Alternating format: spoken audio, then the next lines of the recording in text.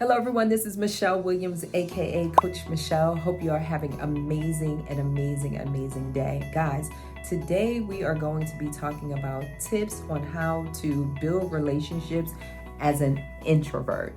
Many of you may not know, and I already know it's hard to believe I am an introvert. So I've decided to share some insight that have helped me grow my businesses as an introvert. So for those of you that are chiming in for the first time, welcome. Those of you that are returning, you already know how I feel about you. Mwah! So guys, get your pen and paper and let me know in the comments if you are an introvert. Because what I have found is that a lot of times people have difficulty in growing their business because they are afraid to get out and meet people. Guys, this is a people business. Yes, you need to get out and build those relationships. So I'm going to share with you the very first one. I'm not going to put them in any specific order. However, I believe the very first one is preparation. You need to prepare, guys. If you are up worrying about what's going to happen at tomorrow's meeting, what's going to happen, at the meeting that's in a couple of days, how are you going to, build those relationships? And then you freak out, you have an anxiety attack because you just work yourself up because you don't know. So the first thing is preparation. If you do your research, your due diligence and say, okay, let me find out more about this opportunity, this networking opportunity. Let me find out more about this person that I'm about to meet with. Let me find out more about this doctor's office. Let me find out more about this facility, assisted living facility, this healthcare institution, a hospital, whatever it may be. It could be literally meeting with someone one-on-one. Whatever it looks like for an introvert, it's challenging. I'm just saying it's challenging. And as an introvert, I know this firsthand, which is why I'm going to share with you my tips. So preparation, prepare. Do your research, find out some talking points. So then that way you're able to bring up, questions, which is going to lead me into my next thing is have meaningful conversations. A lot of times as introverts, we get nervous and then we may just throw something out there that's not even relevant to who we are, what we're doing, what we're trying to accomplish. So I would say have meaningful conversations. So if you do your research, not if, when, because I know you guys are going to do it. When you do your research, that's going to set you up where you can generate those questions and have them in your head and say, okay, I'm going to ask this question.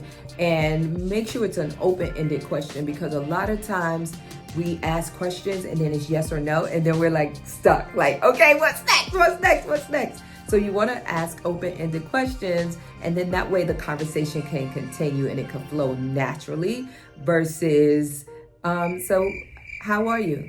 Oh, I'm fine. Thank you so much. Right? So that's an open question. Closed question is, did you eat today? Is this your first time here? Right? No, it's not. Yes, it is, right? So you want to make sure you prepare yourself with open-ended questions. And then that way, that's going to allow you to flow. That's going to allow you to flow right into the next thing, I would say. So preparation is number one. Meaningful conversations, I would say number two. Number three falls right in line with that, which is listening. Having great listening skills, developing your listening skills is very, very important, guys, because you want to be in a position where you can regurgitate what that person just said to you. You can create conversation from that to keep the conversation going, right? So you want to listen to what the person is saying so then you can repeat it, you can add to it, etc. So I would say that's number three. I said I wasn't going to keep count, but hey, they're flowing nicely into the next one. So I'm going to say the next one would be develop your story. Have something to talk about that will make you very comfortable because it's your story. So what do I mean by that? It could be, why did you get into this business? What is your secret sauce? How do you differentiate yourself from others? But I would say the main thing with your story is why. So think about, why did you do this? Why did you decide to get into this non-medical home case space? Why are you so passionate about it? Why are you committed to it? Just create your story, and that's going to help you significantly. And then say, if you say, well, I don't have a story, or my story is not interesting, guess what? It is, because it's your story. So you are enough, you are interesting, and people want to hear what you have to say. Okay, but you can think of stories about your clients, right? Or you could create a scenario when you're creating your story. Like, tell me about a time when. You guys know I'm big on behavioral questions, right? So I think in this case, it would help you with this behavioral questions. You ask yourself, tell me about a time when, what did you do and what happened? So that may help you with creating your story, because then you could create a story about a client as well. You know, you got into this because this, and this, right? So you could create a story around, you know, a church member, a family member, a client. So that's another option, right? The next one is follow-up. The success is in the follow-up. As an introvert, that's a very challenging area that many of us must develop. And I say us because, guys, I am still an introvert. I may be on stage dancing at conference. I may be doing these YouTube videos, but trust and believe. Oh, well, you know what? This wasn't even in my mind, but see, God just gave this to me.